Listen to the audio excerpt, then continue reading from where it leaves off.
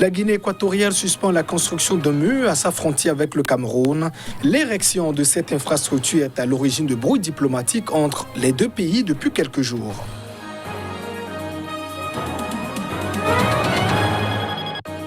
Les effets de la loi controversée sur la sécurité en Chine. Plusieurs manifestants ont été arrêtés à Hong Kong. L'opposition dénonce une loi scélérate.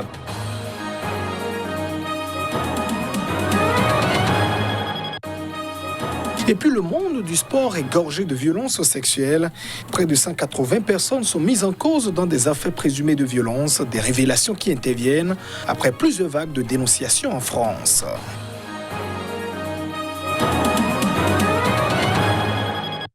Voilà pour le sommaire de cette édition. Merci de nous choisir pour vous informer. On démarre en évoquant la suspension des travaux de construction de murs le long de la frontière de la Guinée équatoriale avec le Cameroun.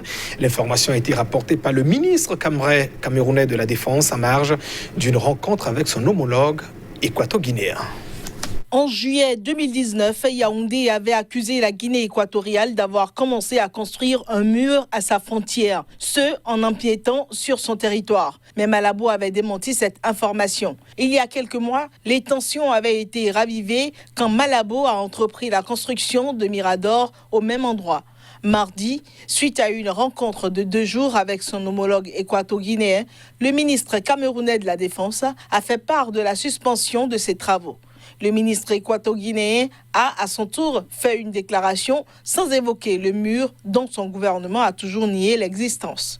La zone frontalière de la Guinée équatoriale, du Cameroun et du Gabon, appelée zone des 3 frontières, est une plaque tournante des échanges commerciaux, mais aussi de trafic. Malabo surveille particulièrement cette frontière où une trentaine d'hommes armés avaient été arrêtés fin 2017, accusés d'avoir tenté un coup d'État contre le président Teodoro Obiang Nguema.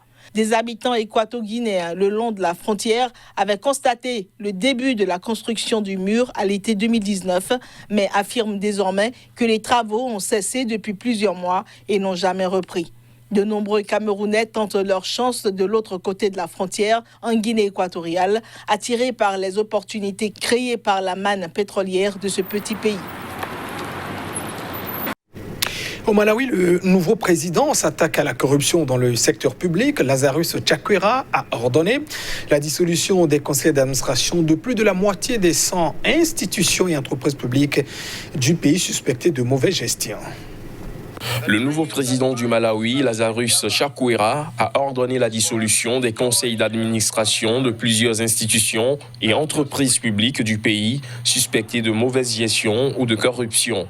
Ils sont au total 60 entités publiques visées par la mesure présidentielle, dont les compagnies pétrolières et d'électricité, les universités ou la radio-télévision. Selon son entourage, le président veut s'assurer que toutes ces structures respectent la loi et les bonnes pratiques de gouvernance. Dans la même veine, la présidence a en outre annoncé ce mercredi la suspension des contrats publics afin de vérifier qu'ils n'ont pas nourri la corruption et qu'ils ont été attribués selon les règles. Le nouveau chef de l'État avait fait campagne en dénonçant la corruption de l'ancien régime et sa faillite économique. Peter Mutharika a souvent été critiqué pour avoir attribué la direction des entreprises publiques à de nombreux proches de son parti en remerciement de leur soutien politique. L'ex-président avait été accusé en 2018 d'avoir touché pour $195 000 de pots de vin de la part d'une entreprise qui avait remporté un marché public, mais il n'a jamais été formellement poursuivi. Le Parlement a par ailleurs adopté mardi un budget provisoire qui prévoit notamment une hausse du salaire mensuel minimum de 45 à $70 américains. L'archevêque de Kinshasa, figure de proue de l'influente Église catholique en République démocratique du Congo, a demandé ce mardi au peuple de se tenir en ordre de marche face au mépris dont il accuse la majorité parlementaire de l'ex-président Joseph Kabila. Les jours à venir seront difficiles et je tiens ici à demander au peuple de se tenir en ordre de marche. Lorsque le moment viendra, il faudra qu'ils nous trouvent sur leur chemin, a déclaré le cardinal Fridolin Ambongo dans une homélie à l'occasion du 60e anniversaire de l'indépendance du Congo. L'archevêque a souhaité la fin de la coalition au pouvoir issue d'un accord entre le président Félix Tshisekedi vainqueur de l'élection fin 2018, et son prédécesseur Joseph Kabila, qui a gardé la majorité au Parlement. Le cardinal Ambongo dénonce surtout le comportement de la majorité parlementaire actuelle aux mains des amis de Kabila. Il accuse la présidente de l'Assemblée, Janine Mabunda, de mépris sur la question du renouvellement à la tête de la très stratégique commission électorale. Monseigneur Ambongo dénonce aussi une attitude de mépris, d'arrogance qui a caractérisé l'ancien régime Kabila sur la question d'un projet de réforme de la justice défendu par 2 députés pro-Kabila. Il a assuré que l'Église catholique est déjà en ordre de marche pour faire barrage à ce projet. Lundi soir, le président Félix Tshisekedi a prévenu qu'il n'accepterait sous aucun prétexte une réforme risquant de porter atteinte à des principes fondamentaux régissant la justice. Les États-Unis ont déjà estimé que cette réforme risque d'amoindrir l'indépendance de l'appareil judiciaire. L'Église catholique, moins 40% des 80 millions de Congolais, a historiquement joué un rôle de contestation sous la dictature du maréchal Mobutu dans les années 90 et dans les dernières années du régime Kabila. Les catholiques avaient dans les 2 cas soutenu des marches réprimées dans le sang. Au Gabon, la dépénalisation de l'homosexualité adoptée par les parlementaires est un soulagement pour la très discrète communauté homosexuelle de ce pays. Il s'agit d'une modification du code pénal initiée par le gouvernement gabonais qui a également provoqué l'ire d'une partie de l'opinion publique. Il faut que l'honneur et la dignité des gens soient respectés et cette situation, cette nouvelle position des parlementaires gabonais, donc des représentants du peuple, m'amène à saluer cette décision. Ce qui tue les us et coutumes, c'est quand des gens décident aujourd'hui d'étouffer la vie des gens, de sacrifier la vie des gens, de bafouer la dignité des gens, parce qu'on est quoi exactement si ce n'est pas tout simplement différent. Il faut accepter l'autre dans sa différence, parce que c'est sa différence qui m'enrichit.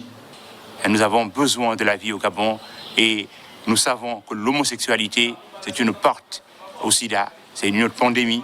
Et en pleine pandémie autre, il y avait d'autres urgences à régler que de pouvoir se donner en spectacle devant l'humanité entière. Toutefois, les générations futures reconnaîtront que leurs pères ont dit non à la dépénalisation. Nous sommes pour une culture de vie, plutôt que de voir comment rendre notre peuple plus fort et plus uni. Mais ça a été ainsi. Nous nous inclinons. Ils ont fait ce qu'ils ont voulu. Mais nous disons non à la dépénalisation et non aussi à l'étape future qu'ils vont entreprendre très bientôt, qui essaie de légaliser l'homosexualité. Nous disons non. Il y a eu déjà les premières arrestations à Hong Kong en vertu de la nouvelle loi sur la sécurité nationale. La police agit alors que des milliers de manifestants ont défié l'interdiction de se rassembler, c'était pour marquer l'anniversaire de la rétrocession de la ville à la Chine. La police de Hong Kong a annoncé avoir arrêté au moins 180 personnes mercredi, dont 7 en vertu de la nouvelle loi sur la sécurité nationale. Elles ont été arrêtées pour participation à des rassemblements non autorisés, troubles à l'ordre public, possession d'armes offensives et autres infractions connexes.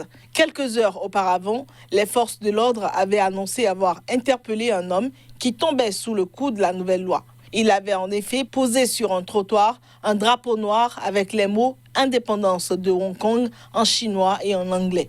Mercredi, un important dispositif policier a été déployé à travers les rues de la ville alors que la manifestation à laquelle prennent traditionnellement part les Hongkongais à l'occasion de l'anniversaire de la rétrocession était pour la première fois interdite par les autorités. L'opposition hongkongaise redoute que cette nouvelle loi, texte, ne porte un coup fatal aux libertés et à l'autonomie dont jouissait le territoire depuis sa rétrocession le 1er juillet 1997 par le Royaume-Uni.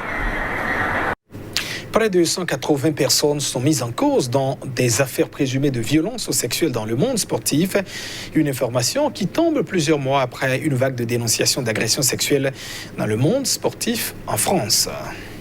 Environ 180 personnes sont mises en cause dans des affaires présumées de violences sexuelles dans le sport. C'est ce qu'a détaillé mercredi la ministre des Sports, plusieurs mois après une vague de révélations d'agressions sexuelles dans le sport français. 40 fédérations sont concernées par ces affaires. Près de 90 procédures judiciaires sont en cours concernant ces affaires et 16 personnes sont actuellement incarcérées, a précisé la ministre, dressant un premier bilan de 4 mois après avoir lancé en février dernier une convention nationale de prévention des violences sexuelles dans le sport. 78% des victimes sont des femmes, 98% des victimes étaient mineures au moment des faits. 76% des faits dénoncés concernent des viols ou des agressions sexuelles. La moitié des faits révélés sont antérieurs à 2019. Nous devons capitaliser sur cette prise de conscience et pour faire en sorte que la mobilisation reste forte, je réunirai à la rentrée, mi-octobre probablement, des états généraux de lutte contre les violences faites aux enfants pour convier l'ensemble des acteurs concernés à faire le point sur les dispositifs existants, sur leur efficacité pour repérer les violences, quels que soient les milieux, et que nous puissions ensemble marquer un point de non-retour dans la prise de conscience à l'échelle de notre société et annoncer également de nouvelles mesures. Et évidemment, les acteurs du milieu sportif seront associés à cette démarche. Ces scandales ont conduit aux démissions du président de la Fédération française des sports de glace et du président de la Fédération française de roller, tous deux mis en cause pour leur gestion de cas de violence sexuelle dans leur discipline. Et c'est la fin de cette édition. Merci de votre attention. Au revoir.